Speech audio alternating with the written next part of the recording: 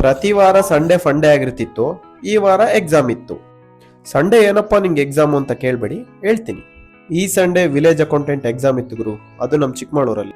ಪ್ರತಿ ಸಂಡೇ 10 ಗಂಟೆ ತನಕ ಮಲ್ಕೋತಿದ್ವಿ. ಈ ವೀಕ್ ಮಾತ್ರ 6 ಗಂಟೆಗೆ ಎದ್ದು ರೆಡಿಯಾಗಿ ಹೋಗ್ತಾ ಇದೀವಿ.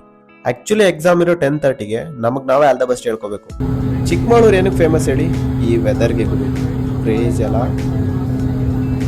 ನೀವು ತುಂಬಾ ಜನ ಈ ಎಕ್ಸಾಮ್ ಬರ್ದಿರ್ತೀರಲ್ಲ, ಎಲ್ಲಿತ್ತು ನಿಮ್ ಸೆಂಟ್ರು? ಕಮೆಂಟ್ ಮಾಡಿ ನೋಡೋಣ. ರೀಚ್ ಆದ್ಮೇಲೆ ಇದ್ರಲ್ಲಂತೂ ಏನು ಚೇಂಜಸ್ ಆಗಲ್ಲ, ಯೂಶುವಲ್ ಥಿಂಗ್ಸ್. ಎಲ್ಲ ಕುತ್ಕೊಂಡು ಓದ್ಕೋತಾ ಇದ್ದಾರೆ.